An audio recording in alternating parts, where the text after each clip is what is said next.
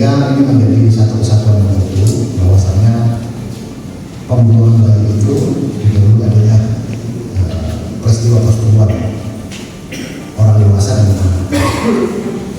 Kita mengamankan pelaku persetubuhan anak berinisial NA. Pelaku ini berinisial NA, usia 21 tahun. Korbannya seorang anak berinisial F, umur 16 tahun dan masih pelajar di sekolah di Kabupaten Pati. Kasus ini berawal dari ditemukannya seorang bayi perempuan pada hari Senin tanggal 8 Desember 2025 sekitar pukul 15.00 waktu Indonesia Barat di dalam sebuah tempat sampah yang ada di pinggir jalan di perumahan Puri Baru Permai, Desa Puri, Kecamatan Pati, Kabupaten Pati. Kemudian dari adanya kejadian ini kami melakukan serangkaian kegiatan penyelidikan yang kemudian pada hari Kamis tanggal 11 Desember 2025 pukul 12.00 waktu Indonesia bagian Barat kita melakukan interogasi kepada seorang anak berinisial F yang beralamatkan di salah satu desa di Kecamatan Pati yang kita duga bahwasanya orang itulah yang memiliki bayi tersebut. Mohon maaf karena ini dikarenakan anak, kita alamatnya kita rahasiakan. Kemudian dari keterangan anak yang kita duga sebagai pemilik dari bayi itu menerangkan bahwasanya dia memang yang memiliki anak dan yang membuang bayi ke tempat sampah. Selanjutnya berdasarkan keterangan anak F tadi, bayi itu dilahirkannya sendiri tanpa bantuan dari orang lain.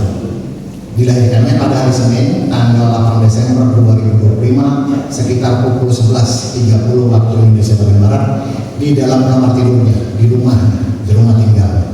Maksud dan tujuan dia membuang bayi itu adalah untuk menutupi kelahiran bayi itu karena yang bersangkutan masih berstatus pelajar di salah satu sekolah yang ada di Kabupaten Pati. Bahwa dirinya hamil akibat persetubuhan yang dilakukan oleh seorang laki-laki yang berinisial NA umur 21 tahun. Kemudian kita melakukan penyelidikan terkait dengan dugaan orang yang melakukan persetubuhan dengan anak F tersebut dan kemudian kita lakukan penangkapan terhadap si pelaku. Dari pengakuan anak yang berinisial F sebagai pemilik bayi,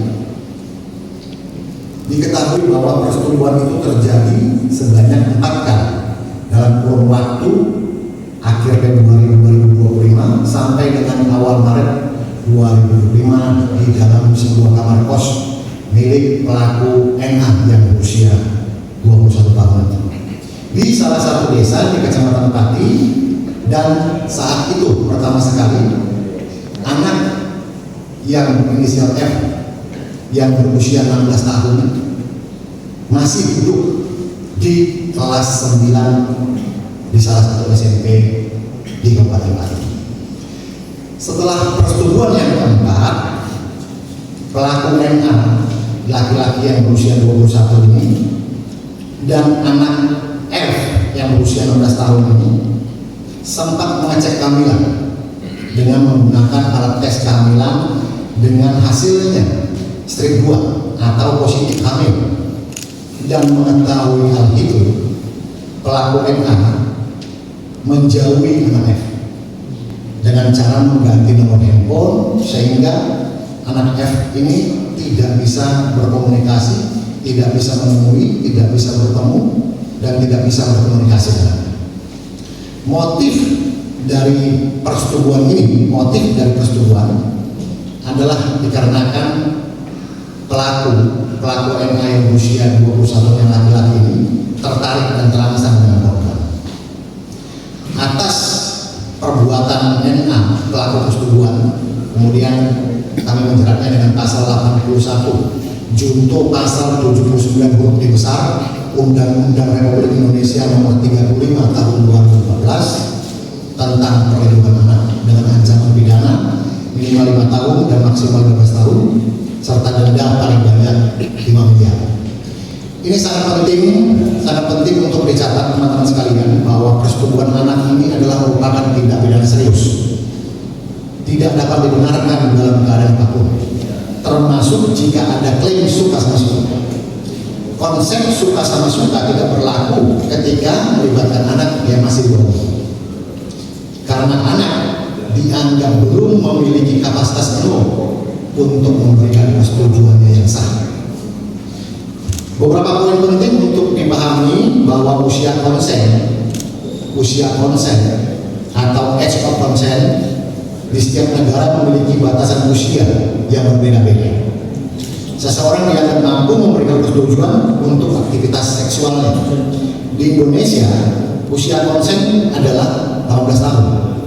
Ini berarti siapapun yang melakukan aktivitas seksual dengan anak yang di bawah usia 18 tahun terlepas dari klaim persetujuan dapat dituntut secara hukum.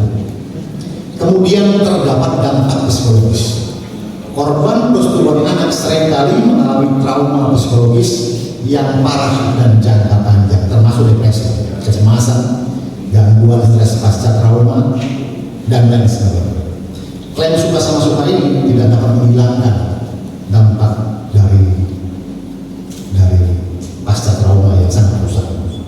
Untuk terkait perbuatan anak F yang melakukan pembuangan bayi, ini masih dalam tahap penyidikan kami. Dalam penegakannya kami tentu melakukan beberapa pertimbangan yang mengacu kepada Undang-Undang Nomor 11 Tahun 2012 tentang sistem peradilan.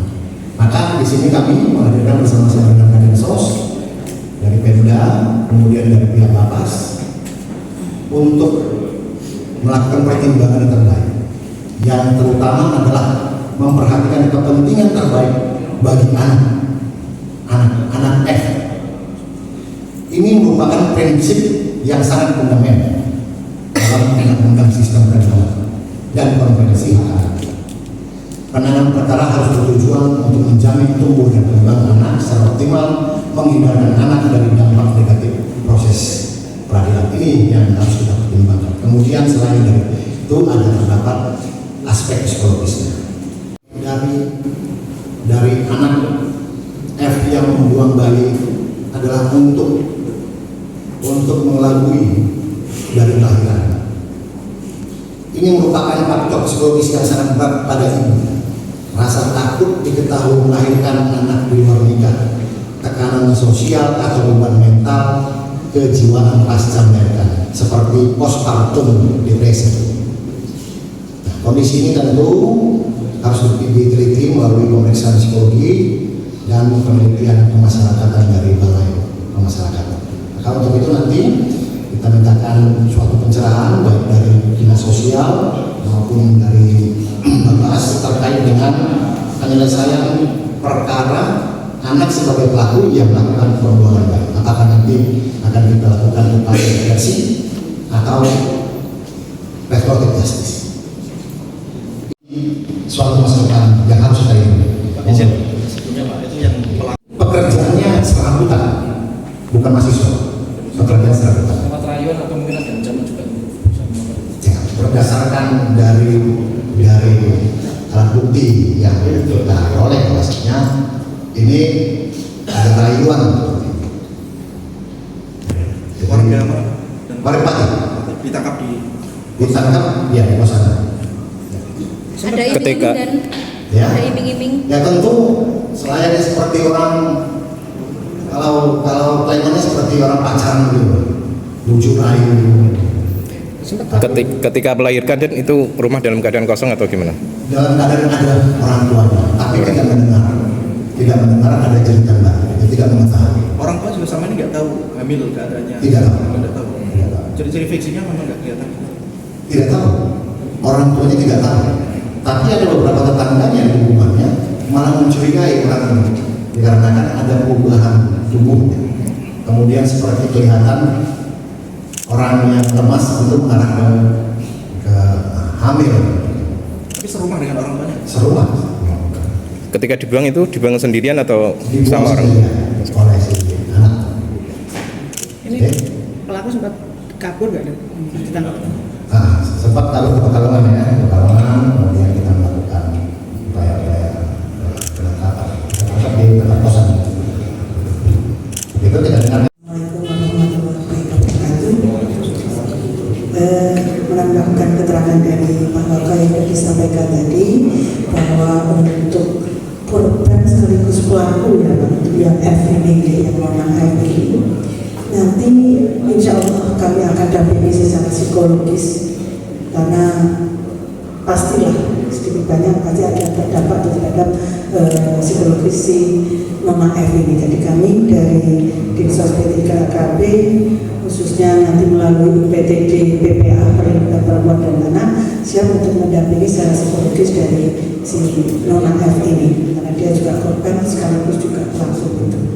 Kemudian yang mungkin jadi pertanyaan banyak masyarakat di Kabupaten Pati khususnya ini tentang bagaimana si bayi, karena ini saya juga banyak sekali telepon WA setiap ketemu teman-teman media juga tanyanya bayinya bayinya. Terus kami sampaikan bahwa bayi tersebut ini ditemukan tadi disampaikan Pak Waka di tanggal 8 Desember 2025 seorang bayi perempuan dan langsung dibawa ke Rumah Sakit Mitra Bangsa Pati. Sampai saat ini pun selama 8 hari ini masih mendapatkan perawatan yang baik di Rumah Sakit Mitra Bangsa. Pada saat ditemukan bayi ini beratnya di 2.355 gram dengan panjang badan 47 cm dan dalam keadaan masih terhubung dengan plasenta atau dengan hari-hari masih terhubung.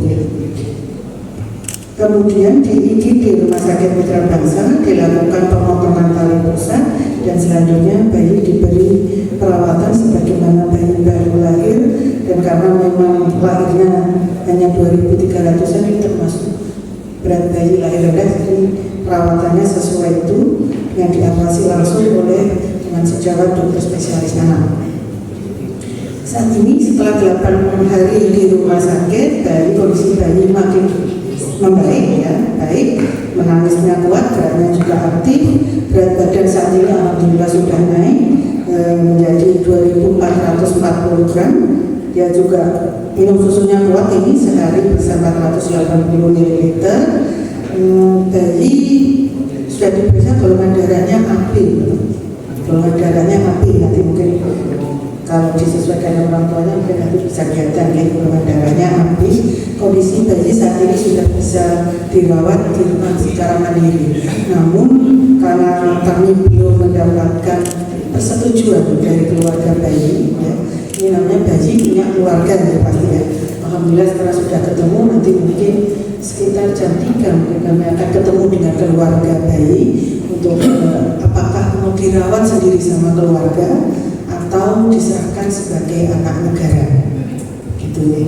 Jadi kalau dirawat sama keluarganya sendiri ya pasti akan kami serahkan ke keluarga sendiri dirawat oleh keluarga, jadi tidak ada lagi proses adopsi seperti itu. Tapi kalau keluarga misalnya keberatan, tidak keberatan untuk merawat dan bersedia untuk diadopsi oleh orang lain, maka itulah nanti kita akan memulai satu proses adopsi yang mungkin sudah banyak ditanyakan.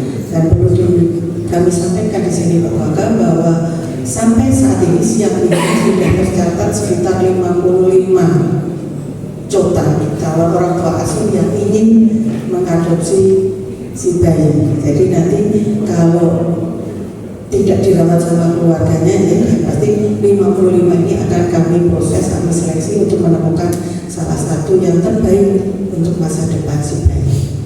Mungkin itu yang bisa. Ini pasti dia agak lemes katanya tadi ya, lemes sebenarnya agak lemes ya, mungkin agak ada trauma sedikit ya.